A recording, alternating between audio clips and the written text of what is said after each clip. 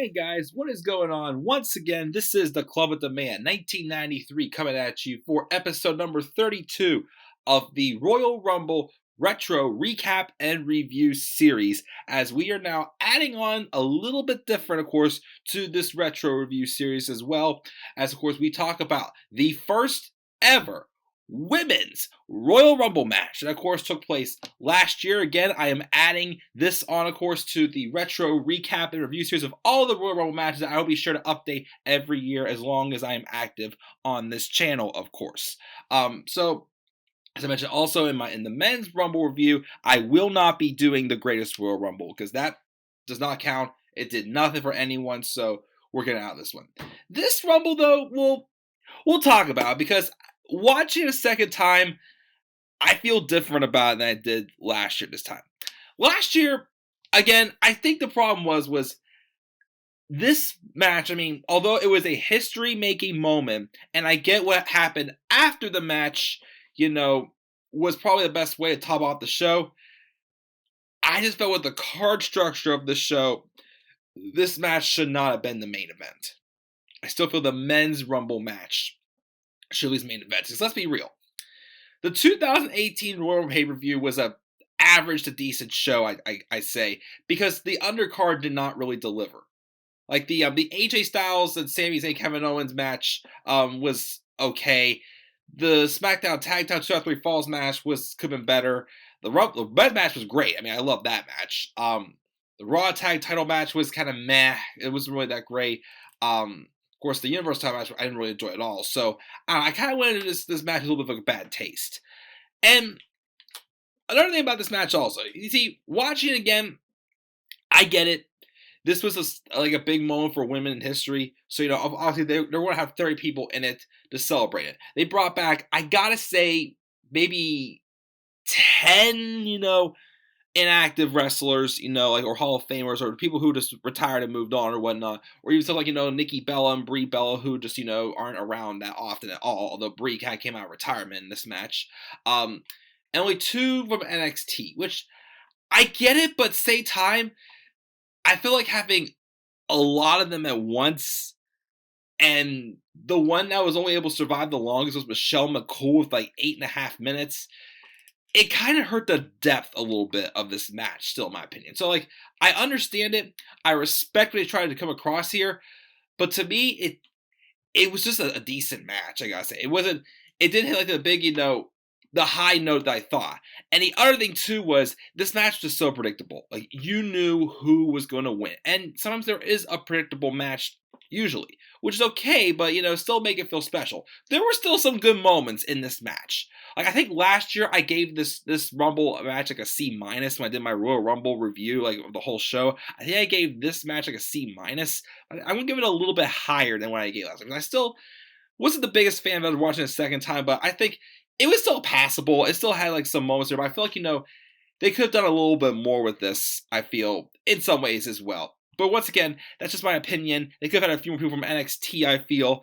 Again, people brought back, I was fine with, but I feel like, if they weren't going to be able to be in there for long lengths, then maybe not all of them at once. Another year, okay, bring this person back, person next year and whatnot, maybe. But I don't know. This year, though, I feel we have some more depth. Some of the talent we had in this Royal Rumble match was not as on a stable level of star power as, they are now. So I feel this year will be in some depth. Maybe not as many, not as many surprise entrants, maybe, but I still feel like this year could probably be a little bit better than this. But again, this wasn't awful. I would say I never thought it was awful, but it never really hit the high note for me, just in my opinion. This first women's Royal Rumble match. So before we start, let's go over a couple little facts about this one. Of course, as I said before, it took place on January 28th, 2018 at the Wells Fargo Center in Philadelphia. The winner gets to pick which women's champion they face at WrestleMania. We had Maria Menounos as special guest ring announcer, which I'm the biggest fan of her, honestly. I felt she was kind of annoying. Ronda! Oh, don't want to get too far in that. Sasha Banks! It's just wasn't a fan of her announcing. And then special guest commentator Stephanie McMahon. And again, this is not because I just I can't stand the Stephanie McMahon character, as you guys all know by now. I just didn't think she did that good of a job on commentary. There's a difference between an announcer going out there, and yes, there's some people like, Coachman, who just like makes these terrible, off-topic comments, which, here's the thing, I'd rather have Stephanie McMahon than someone like Coach, but there's people like Stephanie McMahon, or even like, David Otunga, who literally just sits there, and you forget they're there, and they sound like they're just making comments because they don't know what else to say, but they're making comments just because they're sitting there. Like, yeah, or, oh, it's Carmella, whatnot. That's all she could say. Or how, like, oh, Asuka by the limit, Asuka by the limit. Like she barely talked about anything that meant behind this match at all. Or like, the character herself, like, how what she's done to prepare for this match. Even though I'm sure that would have maybe given sour taste as once gets something about her. I just felt like you just didn't know she was there half the time. I just felt that she did not do that great of a job on commentary, in my opinion, though. But let's get to the match itself. We started off with numbers 1 and 2, which I felt were right to do so, which was Sasha Banks and Becky Lynch at number 1 and 2. Of course, Sasha Banks was the Iron Woman for this match, lasting the longest, but I will mention that time, of course, at the end. Becky Lynch still lasts about 30 minutes. Not too many people that lasted over 20 minutes, though. That's another thing, too. Or actually, I think when I looked at it, out of the 30 women's wrestlers participating in this match, only 8 of them lasted longer than 15 minutes. I wasn't really, again, it just, not to make, durable people in this match, I felt. And it was which would kind of hurt it a little bit to me, in my opinion. Number 3 was Sarah Logan of the Riot Squad. Number 4 was Mandy Rose. And I remember last year, whenever this match happened, that's when Absolution was still together. Paige not officially announced her retirement, which she waited to do it until the night after WrestleMania 34, since they were it was a night the Raw after Mania, the same place where she made her debut 3 years earlier. So I respect that she waited that long, but I did not like having Mandy Rose and Sonya Deville having Paige's theme music as their theme for the time being. It's like, it should have just been, their own theme, even in the Rumble. Hey, when Heath Slater and Rhino, were in the Rumble match this last year also, they had their own theme music played also, so why couldn't they have Mandy Rose and Sonya Deville have theirs, which made no sense. But Mandy Rose came number 4. Number 5 was the first surprise entrant, Lita, the Hall of Famer, which was cool, especially since, we got to see her have, some action with Becky Lynch and Sasha Banks. However, personally, despite the fact I feel if they would have brought her in later, it may have been a little too obvious that Trish was going to come out. But I felt that they just had her in way too early, and they got her out of this match way too early. And truth be told, I'm not sure, Lita's attire years ago. I mean, I thought the stuff she wore for the tag match at Evolution, and even for the tag match on the Fallout show after Evolution also, I thought that was good, but her attire here looked like she was just, I wasn't a big fan of the attire for some reason. Like, she looked like it was just like too baggy on her. She looked more like a trainer, like a coach, than a competitor in the attire. That's just my opinion. Again, she may have wore that like back in the old days. Also, it might have worked back then, but to me, the attire didn't quite work for me. I believe she did eliminate Mandy Rose, and then she did her Lita salt, but she didn't get that much height on it though. I remember seeing that the first time, and I was worried that she was going to hit her head off the ground, because she did not get that much height on it at all. But I remember the one she did, leading up to the tag match at Evolution. She got it there, though. She got the height there. So I was like, Lita, may not want to do that again, in my opinion. So that's number 5 was Lita. Number 6 was Kairi Sane from NXT. Now, here's a little thing, though. Kairi Sane was not supposed to be in this match. She was only in there because Alicia Fox got hurt, and Kairi replaced Alicia. Which, okay, winner of the Mae Young Classic, I get it for sure. But the way she was eliminated did not make me happy, which we'll get to that very shortly. Then we had Tamina come out number 7, because every time her theme song plays, I never know it's her, because her theme song is always changing every time she comes out, and I never know what theme song she's playing. Once again, I don't care about Tamina, as we all know.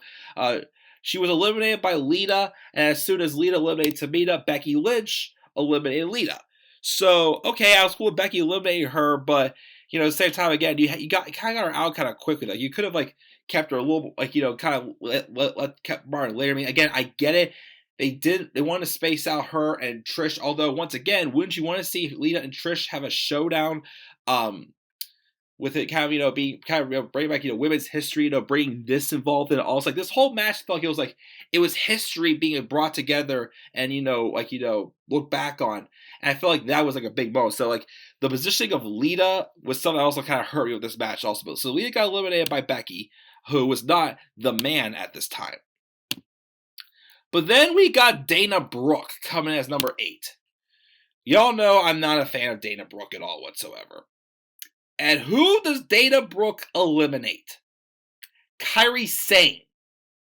One of your big upcoming stars in NXT. The winner of your Mae Young Classic. Yes, I get it. She was replacing Alicia Fox, who is never going to be on the level that I feel Kairi Sane is and can be if booked right. But of all people to eliminate her, 1, you eliminated her very early, and 2, you had Dana Brooke eliminate her? If she was going to be in this match, you should have changed it up. That way, Asuka, her and Asuka could have had some type of like a showdown, like a brief showdown. Because that match, again, I want to see that match happen at WrestleMania 35. Like, if Asuka is still SmackDown Women's Champion, go to WrestleMania 35. Because I really think we're going to get both a triple threat with Ronda, Becky, and Charlotte. I think the prime candidate for Asuka at WrestleMania 35 is Kairi Sane for sure. So I was disappointed with that. Also having Dana Brooke limit her. Again, I get it. She was replacing Alicia Fox. But with a bigger star in here, you could have done something a little more special with this, in my opinion. Kairi did have her, little like sequences, in there as well, though, hit like the flying elbow drop and whatnot. So we got that. But again, she was definitely eliminated way too soon. And of all people, Dana Brooke, again, I was not a fan of that at all. Number 9 was Tori Wilson, and she eliminated Dana Brooke. Number 10 was Sonya Deville. Once again, came out the Page's theme music, and she eliminated Tori Wilson, which, all right, I mean, I don't know. Now I look at it, it doesn't bother me as much, but I remember that kind of bothered me a little bit back then because I still was not that big on Sonya Deville. I mean, I feel, again, if Absolution would have stayed together since, Paige would not have gotten hurt, I feel like, her and Mandy would have been benefiting more from this, but since, Paige got hurt, they kind of felt just toned down, I felt like, they felt pointless. Like, it's not their faults, but, I guess at probably the time I wasn't a big fan of Sonya eliminating Tori, but this time, like, I'm alright with it, but trying to think of myself back then, like, I wasn't a big fan of it then, but Sonya eliminates Tori Wilson. Then we have Liv Morgan at number 11, Molly Holly at number 12, who eliminated Sarah Logan. Of course, Molly Holly did her big, flip in the air, whatever heck the move is called in there, but she wasn't really in that long either. Number 13 was Lana, followed by number 14, Michelle McCool, which I felt that was a good one to have in there as well. More recent, and, probably, could probably be in the better shape, I feel. Of course, a lot of people were chanting Undertaker because in real life, who she married to? Undertaker, and she had a pretty strong, like 8.5 minutes in there. She eliminated Sonya Deville, Liv Morgan, Molly Holly, and then she had a little bit of like a stare down with Lana. Lana saying, it's going to be Lana Day at WrestleMania and whatnot, but then she eliminates Lana. So just like that, she eliminates 4 people. So like, okay, that's fine with me. I felt like she was deserving of that spot. Number 15 was Ruby Riot. And I think at this point, yes, the only people that were left in this match at the point were Ruby Riot, Sasha Banks, Becky Lynch, and Michelle McCool. So then comes number 16. And all you hear no music, you just hear, "Excuse me!" Vicky Guerrero, which, watch this again, I thought this was a good little comedy act. Just for a heck of it. Again, like, bringing in generations of, women's different women's things from the women's era and whatnot. So Vicky comes, this is like the little comedy act. Like, Vicky comes in, screaming, "Excuse me," and Michelle, Becky, Sasha, and Ruby just to stare at her. She gets in the ring, like, you guys need to listen to her and whatnot. And, first one she really makes eye contact with Michelle McCool, because, Michelle and Vicky had some history together when McCool was together. She's like, Michelle, it's good to see you, buddy. But then she realized she was due. She was to run away. The four of them just quadruple team up on her and eliminate her. Which it was good for what it was. Again, like for a little comedy segment, I'll take it. Of course, number 17 was Carmella, but just to get a little something for her to write home about. Also, she took Carmella's briefcase and whooped her in the back with it. And Carmella, for like a minute or so, was like the Heath Slater of the Rumble. Heath Slater couldn't even get into the Rumble match, but Carmella just had to go through one person besides Vicky Guerrero, after being knocked out with that. But it was what it was. I still cracks me up that people. I mean, I was gonna say cracks me up, but people do tell me that apparently Vicky Guerrero is one of the sweetest people in real life. Though apparently she's not the character that was displayed on screen or whatnot. Which could be true. Who knows? But I thought that Vicky Guerrero segment was fitting. I felt it was digestible. I feel it wasn't why does that? But it fit. I felt. So we have that happen. Carmella again gets fought by Vicky Guerrero. Natalya came in number 18. Nattie actually had a pretty good run in this Rumble match as well. And, it felt fitting for her being one of the pioneers, one of the more overlooked talents definitely in the last 10 or so years, 10, 15 years, however long she's been around for. Of course, she was still a heel though at this time, just before she moved to Raw as a babyface. But she came out and she but then Carmella though stops Nattie from getting in the ring at first, but Carmella gets in. Number 19 was Kelly. Number 20, but then Nattie gets into the ring and she eliminates Michelle McCool also. Number 20 was Naomi, and then Ruby Riot eliminated Becky Lynch. Number 21 was Jacqueline, who was not in the match that long. She got eliminated by number 22, who was at the time someone I felt like I could still somewhat tolerate, but wasn't the biggest fan. Now, of course, I can't tolerate her at all, and I'm sorry, but I just can't.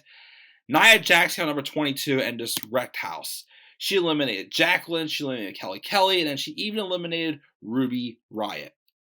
Number 23 was a nice surprise entrant, Ember Moon, the NXT Women's Champion.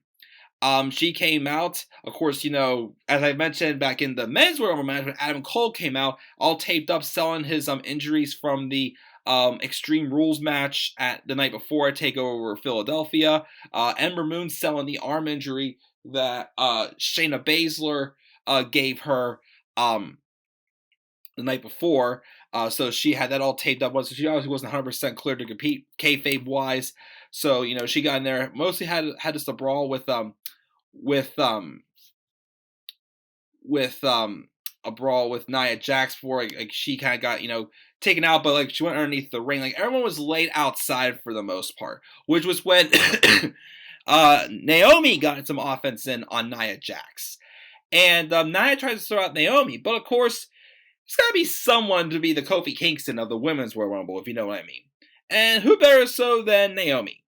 So Naomi gets thrown out, but she lands on top of all the other women who are either eliminated or have not been eliminated, but just thrown not thrown over the top rope, but they're outside, on the outside. Let me see here. Anyways, so she lands on top of them, but actually when she lands on top of them, she then rolls onto the barricade, and she walked tight-roped on the barricade. She gets to Maria Menounos' chair, and she has to get out of the way. She keeps her feet on the chair, walks on her hands to the steel steps, and that's when she gets on the steel steps. And she's still in the match. But she gets right back in, and then Nia just throws her out immediately. Number 24 was Beth Phoenix. And this was kind of something I did predict. Well, at first, she came out, and she had a little bit of a showdown with Nia Jax. Unfortunately, it didn't work out. Natalya came in. Of course, we all know in real life, they're really good friends. They get Nia Jax out of the ring, but not over the top rope. They hug it out, and I predicted this to happen, but Nattie then takes Beth and throws her out of the ring. So we kind of saw that one coming, so Nattie eliminates Beth. Then Asuka comes out at number 25, which it was obvious Asuka's going to win this match from the start. I personally felt she should have come out at number 14 or 15, kind of like how how Shinsuke did when he won his match. At least give Asuka more time in there. Just not one of the last people to come out, especially if she's that big. If she's still being built up on the main roster. Like, you should have given her, I felt, more time with this. So Asuka came out at number 25. And people knew she was the biggest threat. So people were, of course, going after her several times, like double teamed up on her. But then, of course, we had a nice little stare down, whatnot, little, train back and forth with her and Ember Moon, who, during this time when Nia Jax first took out, Naomi when she did her little stunt there, for most of the next 5-10 minutes, most of the talent was laying on the floor outside the ring. This is what people were slowly trying to get back inside the ring, and then Ember Moon got back in there. Hadn't been seen since Nia took her out after using the arm injury, but they have a little bit of a stare down, bring back their rivalry from the year before, of course, or 6 months earlier, and they had a good sequence going back and forth. Ember actually hit the Eclipse on Asuka with one arm, of course, but then it eventually led to Asuka using the arm to her advantage for her to eliminate Ember Moon. Mickie James, number 26. Number 27, making her first appearance since WrestleMania 33 when, for benches forward, John Cena, still had short hair. He still didn't in that year's Rumble match 2018. But also, Nikki Bella coming out again, the first time we've seen her since she got engaged to John Cena. So she came out number 27. Still considered on SmackDown, though, of course. Then she went over to Raw, but we all know how that story went. But anyways, she goes out number 27. And they kind of reignite, her feud with Carmella from 2016, which I thought was interesting. She mocked John Cena with the "you can't see me" crap and whatnot, but Nikki eventually does eliminate Carmella, so I kind of like that little spot there. Speaking of Bellas, at number 28, making her return for the first time since the pre-show on WrestleMania 32, Brie Bella returns to the ring. So she comes out, her and Nikki just, double trouble, just team up. Bayley came out number 29, which I thought that was very late for her, I felt, at number 29. And number 30 was Trish. So, of course, Trish came out having to have her moments with, Sasha, Bayley, the Bellas, Mickie James, and whatnot. So she came out and she hit a double Stratusfaction on the Bellas. And then we have, of course, the tease of Mickie and Trish having their stare down, remind us of their feud from 2006. But then Trish would eventually eliminate Mickie. And then Nia Jax made her way back into the ring after Nattie and Beth got her out of the ring, but again, she wasn't eliminated. But then at first, Nia was able to break off everybody trying to double team, whatever, how many people team up on her. But eventually, they got the upper hand and got her out of the ring. Once again, what they try doing to John Cena, every time that happens, they start brawling with each other, which again, just makes absolutely no freaking sense. But so again, Nia out of there. Then we have, but then as Nia gets thrown out, then we get Sasha eliminating Bayley, which I thought was going to start, was starting, of course, the Sasha Banks heel turn. Because the rest of this match, Sasha was heel. And there's no doubt about it, the rest of this match, Sasha was heel. And I thought I was going to start the Sasha and Bayley feud, but we all know what that happened. We're not going to talk about it here. So Bayley gets eliminated, not in that match, which is disappointing also. Nattie has a moment where she gets Sasha out of the way and she wants her shot at Trish. She puts Trish in the sharpshooter, but eventually Trish eliminates Nattie, and then of course we have that epic stare down with Sasha and Trish, which could have teased a great match between these two at some point, WrestleMania or even Evolution, but and Trish even mocks Sasha Banks, and Sasha's like, "I'm the boss," and Trish's like, "You think you're the boss?" and whatnot, which leads to Trish being eliminated by Sasha. So our final four, which I was not a big fan of, Asuka and Sasha, awesome, and the Bellas. Asuka, Sasha, and the Bellas? My final, again, sorry, but when I saw this, I just started thinking, again, I mentioned Nikki Bella's run in 2016 till WrestleMania 33 was great. I liked her run there, and I would have accepted her as champion back then. But I just started seeing signs of, the 2015 Divas champion Nikki Bella, whatnot, that terrible run she had. And I just wasn't a fan of having the Bellas being the final four, hence the final three, because even though, they first triple teamed up on Asuka, on Asuka, which started off with a stare down of Asuka and Sasha. First time they really crossed paths before. The Bellas joined in to team up on them, but then the Bellas turned their backs on Sasha and eliminated Sasha, who was the longest in this match. She started off number 1. We'll get to her time shortly. So then it came out to this Asuka and the Bellas. Like, to me, it could have been like, Asuka, Sasha Banks, Trish Stratus, and like Nikki or even Nattie or something like that. And I would have been fine with that. But Asuka and the Bellas? And then it leads to, again, when Sasha was eliminated and, few other people they double teamed up on, or they at least got to take down Asuka a few times, Brie does a little loser sign. And I'm sorry, I can't stand it when Brie does that loser sign and whatnot. It just drives me bananas. But eventually, Nikki eliminates Brie out of the blue. Don't know why that even happened. So Nikki tries to go at Asuka by herself. And eventually, Nikki does get eliminated by Asuka on the ring apron, like a really weird kick. And it was just... Again, the match wasn't awful. Of course, because again, Asuka wins. But again, we all knew Asuka was winning. But she'd have to come in as number 25. Like, what about like 15 or something like that? Like, at least be in for half the match, I felt. She's only in for like not even 20 minutes out of the whole hour this match almost took. It was a little under an hour, like 58 minutes I think this match took. The Final Four wasn't a fan of, again, I wasn't a fan of, Kairi Sane being eliminated by Dana Brooke, or how early they had Lita in there and how early they got her out. But there were still some moments in this match. But of course, what happened after the match, and of course also Stephanie McMahon's commentary I wasn't a fan of also, and the crowd was just burned out by this point. But because they all knew Asuka was going to win. That's the other thing too. We all knew Asuka was going to win, which is the reason why it should not have been the main event. But then Asuka's in the ring, looking down both Alexa Bliss and Charlotte, seeing who she's going to challenge for champion. But before she could decide, she does not decide till Fastlane. Because who came out? The one we thought would come out. Like, she was my second pick to win this Rumble match. Ronda Rousey made her WWE debut.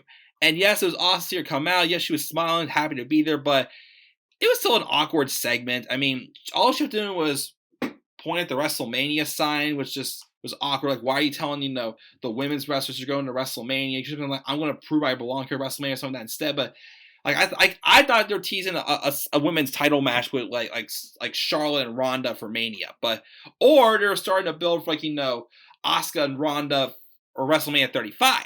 But of course, that's not going to happen now anytime soon. No way, Jose. Maybe next year, who knows? But I just thought it was awkward how they were doing that because she took Stephanie McMahon's hand. Like, all she was doing was pointing. Yes, I get it. She's new, she's a fan. I get it, but it still looked awkward. But once again, her not looking like she was fully, in the right mind for, WWE from MMA was what played in very well with her story, leading her to 1 year later really knocking it out of the ballpark. And I do give Ronda that credit. But that's everything. This is a recap and review of the first ever Women's Royal Rumble match. Again, not awful. Again, just expected better. Could have had a little more depth. Stephanie McMahon on commentary was not that great. Even Maria Menounos was meh. Of course, with the ring announcing. Again, I wasn't a fan of Kairi Sane getting eliminated by Dana Brooke, of all people, so early. And I would have liked a better Final Four than just Asuka, Sasha, and the Bellas. Like Asuka, Sasha, Trish, and either like Mickey or Nattie or something like that. Or even like Becky or Bayley or someone else. But not the Bella twins. Ugh, boy. But yeah, so if I give it a grade, last year I gave it a C-. I think I'll give it a C+. It was still a decent match, but I felt it could have been better, I felt. So a C+ for the first ever Women's Royal Rumble match. So guys, what grade would you give the Women's Royal Rumble match? What are your thoughts on the first ever Women's Royal Rumble match? Leave thoughts down in the comment section below. And make sure as always, guys, click buy, like, and subscribe, or comment on my channel, and follow me on Twitter at DemandAirborne3. Again, it was nice to, bring back this series for tonight just to record these videos. I am going to, of course, do another retro review series sometime. Again, the next one I want to do, but one I just have the time because I'm busy with my video game let's play right now, is the NXT pay-per-view retro review series. I want to watch all the other NXT takeovers or NXT Arrival and whatnot.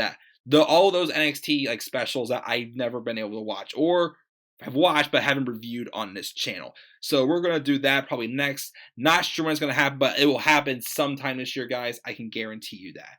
So once again, guys, please slap a like on the video, subscribe or comment on my channel, follow me on Twitter at DemandAirborne3. And guys, I will see you all later. And of course, we'll be back here again next year talking about this year's Royal Rumble matches with the retro recap and review series. So guys, thank you all again. I am the Club with Demand 93, signing out. Peace out, everybody.